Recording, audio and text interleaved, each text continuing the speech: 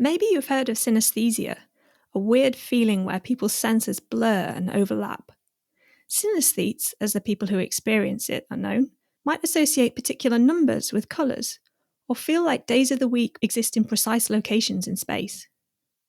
It's not known exactly why it happens, but it's certainly not new. Ancient Greek philosophers asked if the colour of music could be quantified, and Newton and Goethe both proposed that colour and musical tones shared common frequencies. In 1690, academic and philosopher John Locke wrote about a blind man who experienced the colour scarlet when he heard the sound of a trumpet. Today, though, we're asking if you can hear a taste. You're listening to Loud Numbers, a data sonification podcast. I'm Duncan Gear, and together with my co-host Miriam Quick, we've put together a collection of stories made from data and sound. Every episode will explore a new story through data by creating a piece of music from it. This week, tasting notes.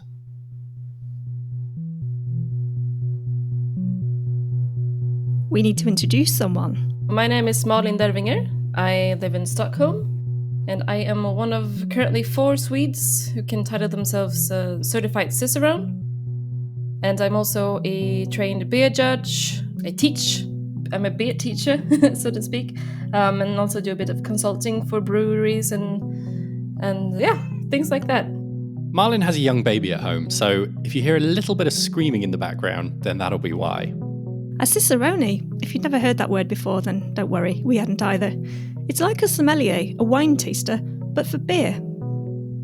It's an American program called Cicerone Certification Program, which is, it's aimed mainly at consumers, but it's a very broad skill that you need to know all areas of beer, like keeping and serving beer, and knowledge of beer styles, beer evaluation, and flavors, also ingredients and process and food pairings and things.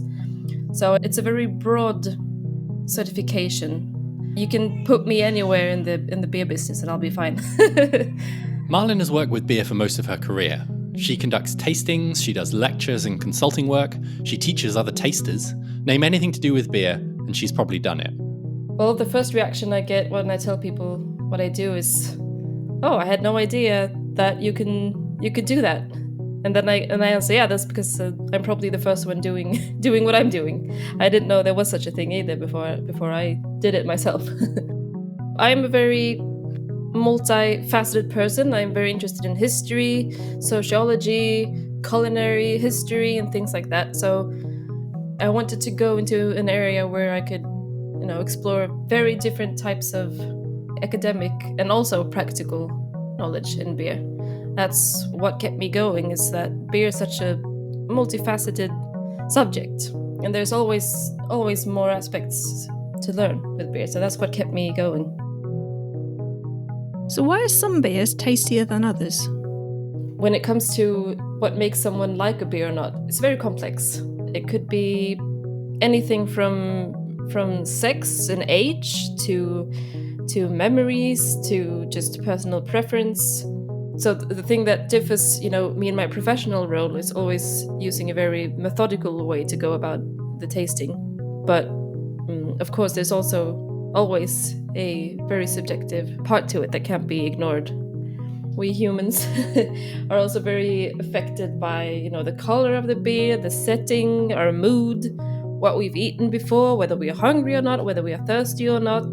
There's just so much going on psychologically. And of course, Malin has a favourite of her own.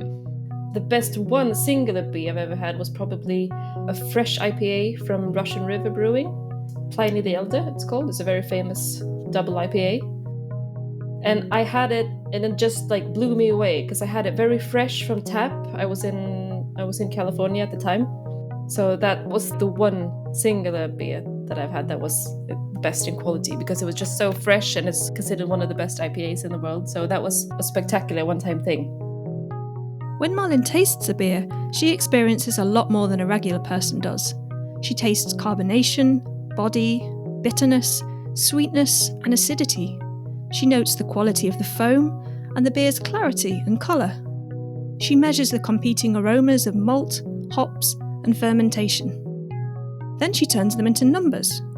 So when evaluating a beer, you're going to want to pour it into a fairly small tasting glass, and all glasses should be the same shape and size, of course, for a consequent tasting. But the first thing you want to do is look at it, because the beer's appearance will tell you a lot about brewing process and style and things like this, and if it's correctly done.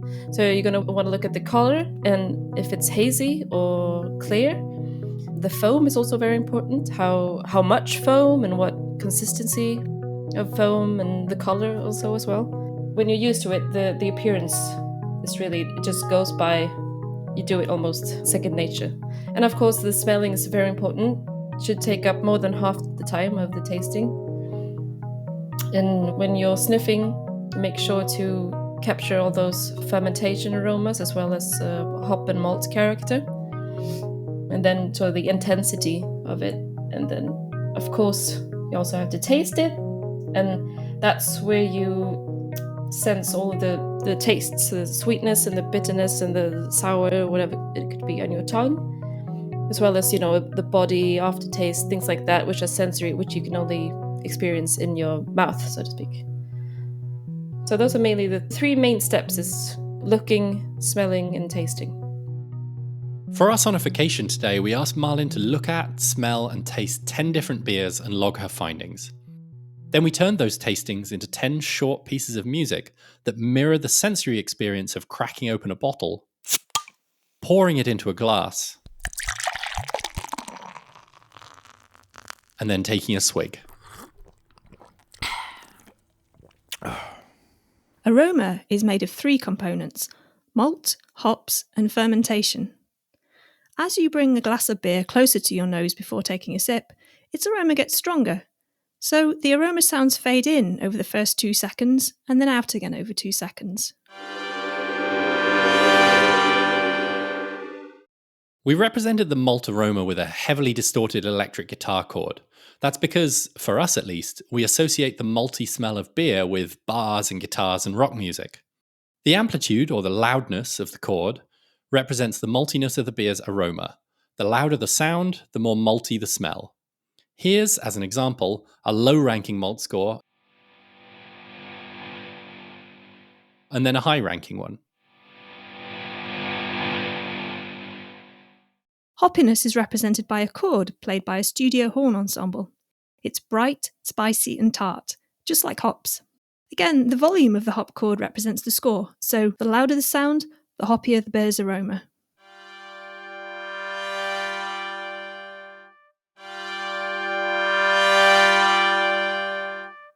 Fermentation is represented by a woozy, pitch-bent chord, created using the pulse synth in Sonic Pi, the software that we use to create many of the sounds in this sonification. It felt right to represent fermentation with a hazy, uncertain, maybe even unsettling sound effect. Scores are mapped to both amplitude and pitch distortion, so the louder and the wobblier the sound, the more fermented the aroma.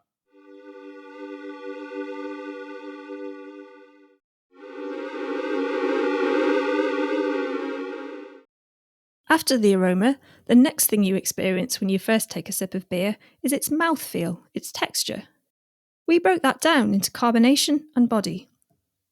Carbonation, or fizziness, is represented by a rapid upward sweep, mimicking bubbles on your tongue. The louder the sound, the fizzier the beer.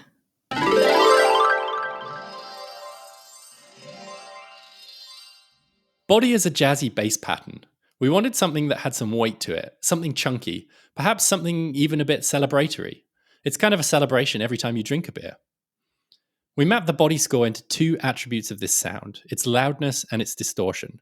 The weightier the beer, the weightier the sound.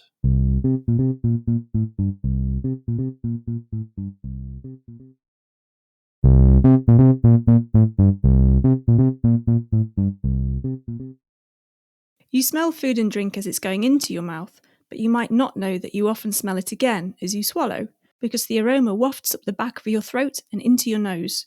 This is called retronasal smell.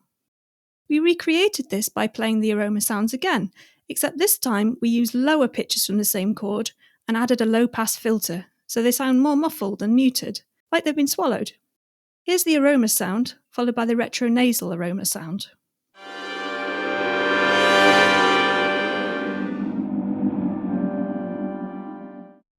After you've experienced the aroma and the texture of the beer, finally you get to taste it. We divided the beer's taste into 4 different qualities: sweetness, alcohol, acidity, and bitterness. Sweetness is a smooth, harmonious, mid-range chord swell made in Logic. The louder it is, the sweeter the taste.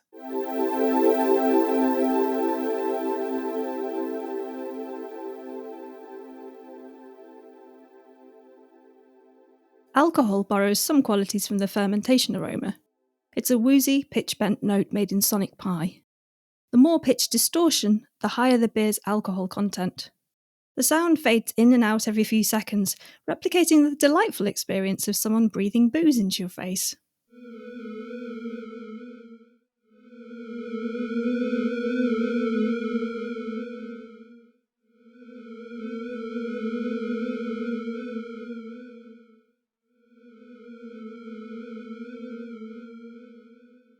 Acidity is one of my favourites.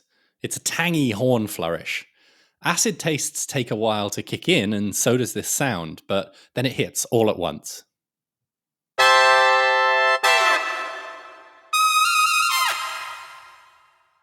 Bitterness was one of the most complex tastes to sonify.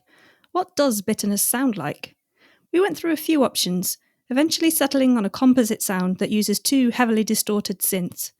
It fades in and out in opposition to the alcohol sound.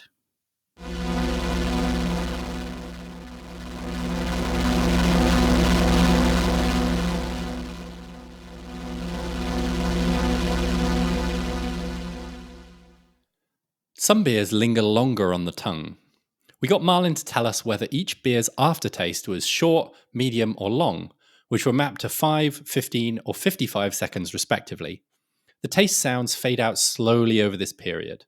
In the real world, though, aftertastes can last much longer. A very intense, perhaps a bitter beer, can linger on your mouth for several minutes.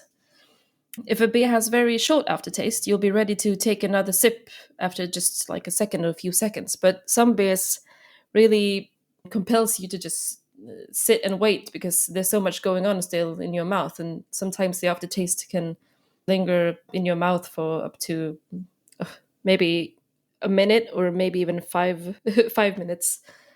And finally, we took Marlin's 3-point score based on each beer's colour and mapped this to the pitch of all the other sounds for that beer. So lighter looking beers are shifted up a tone and darker looking beers are shifted down a tone, with medium beers, well, in the middle.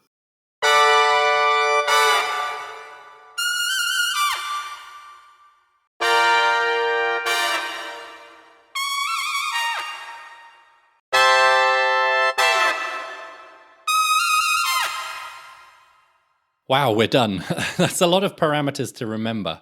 This sonification contains a frankly ridiculous 10 different variables mapped to sounds, some of which are double encoded, but taste is complex, so the sonification needs to be complex as a result. You can always rewind and listen to the explanations again if you need to. It's time to hear the final track, accompanied by Marlin telling us a little bit about each beer in turn. Grab a cold one from the fridge, sit back, and enjoy. This is Tasting Notes.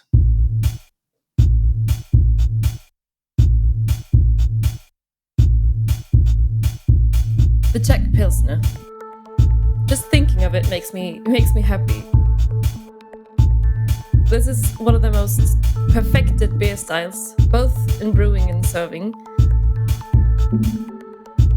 I usually think of it as, just liquid gold. Liquid gold.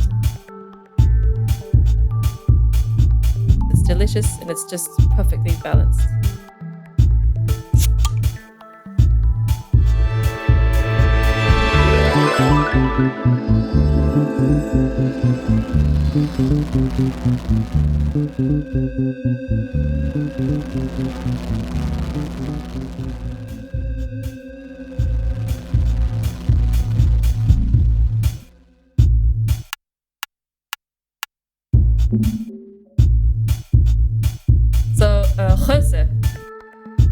Geuze is one of the most complex and spectacular beers. I think most people never forget the first time they tried the Geuze. And today it's one of my favorite styles overall. And what I particularly appreciate is just the balance between acidity and bitterness, as well as just like all the complex aromas from the wild yeast and bacteria. Sort of the champagne of beers.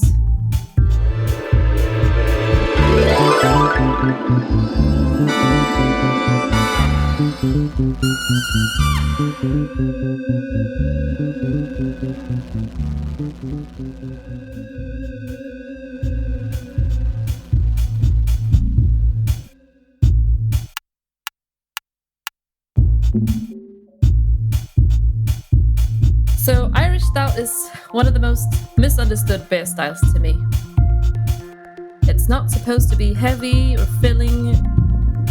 It's actually one of the lightest beer styles there is.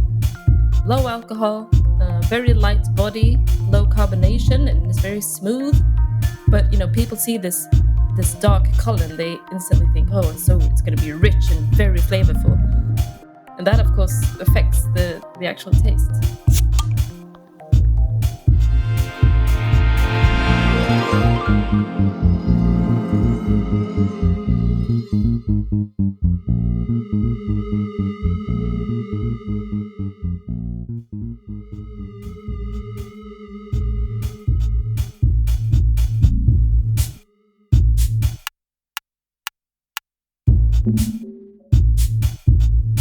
So, alcohol-free beer in general is the fastest growing category of beer in the world, in many parts of the world at least. The range and quality of alcohol-free lagers have greatly developed in the recent years, which I discovered during my pregnancy. Alcohol-free lagers are actually a very thankful category to work with because you can still get a lot of malt flavor. And I think it's really important for customers to feel like they can have a real beer, but without the alcohol.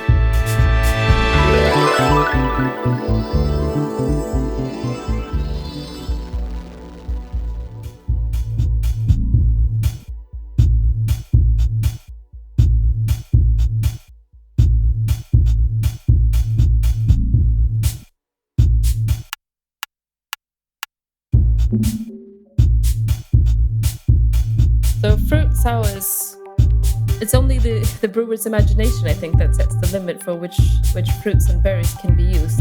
I remember being the head judge of a big beer contest and just trying 40 different fruit sours. And the best ones to me were the ones where the fruit really came through in an honest and natural way. The winner was one with the Swedish blackcurrants, and it tasted just like fresh blackcurrants. It was like eating from the bush.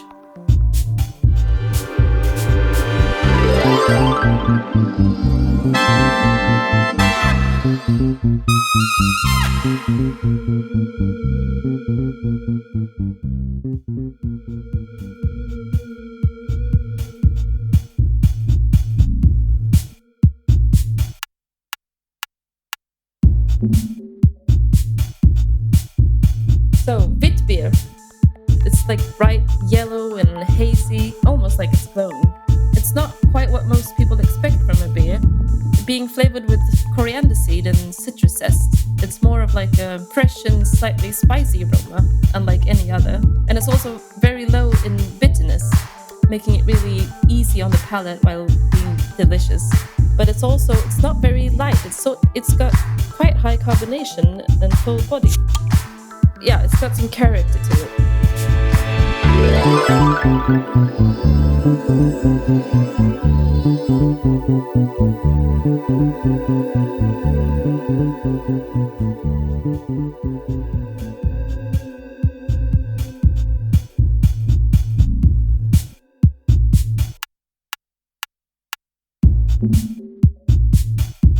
Alright, so the Belgian Dark Strong Ale, that's a beer that really makes me want to just curl up in front of a fireplace with some cheese. This is really good beer with cheese.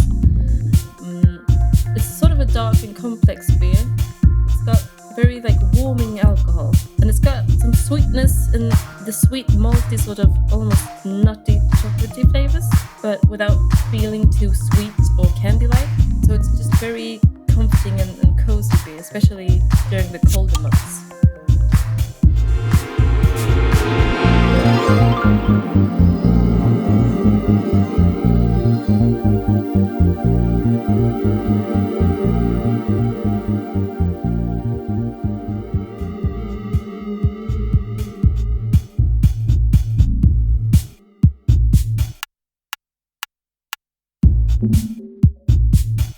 Ah, the best bitter holds a very special place in my heart. Being in a British pub and having a proper pint of bitter is one of the most pleasurable experiences a human being can have. And of course, the beverage itself is very exquisite. To me, it's the perfect balance of just caramelly malt, but also refreshing bitterness and just like some fruity tones from the fermentation. So, sort of earthy to me.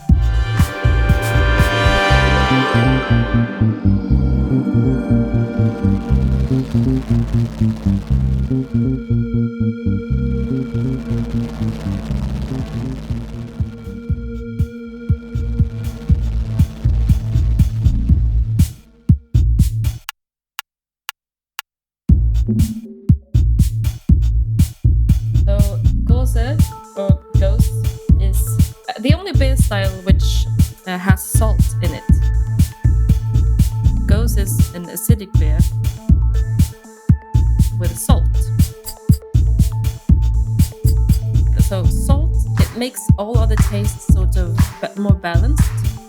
This balancing of the salt just makes the acidity very smooth, and it's one of the most refreshing beers to me.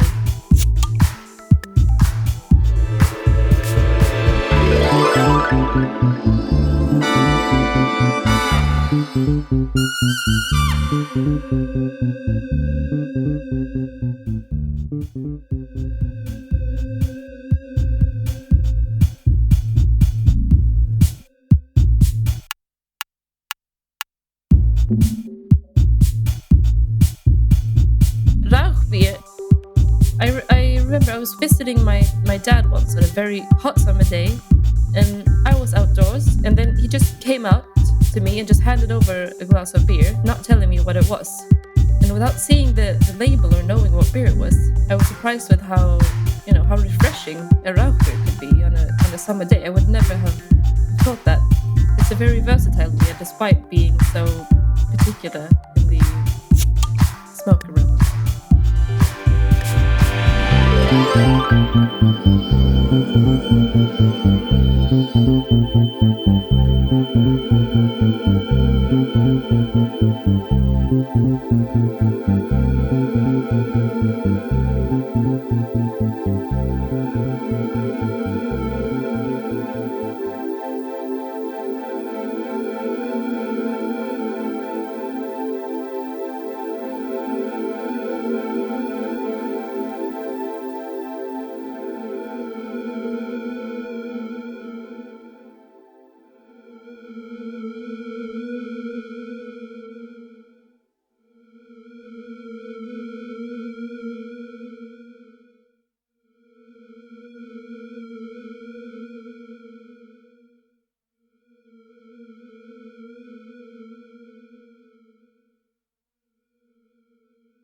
This sonification was created by Miriam Quick and Duncan Gear, with loads of help from Marlon Derwinger. To make it, we used Google Sheets to wrangle the data, Sonic Pi and Logic Pro X to turn it into music, and Logic Pro X to turn that music into a track. You can find all of the numbers we used to create the track in the show notes, and a final version without our commentary on all good streaming services. Search for Loud Numbers.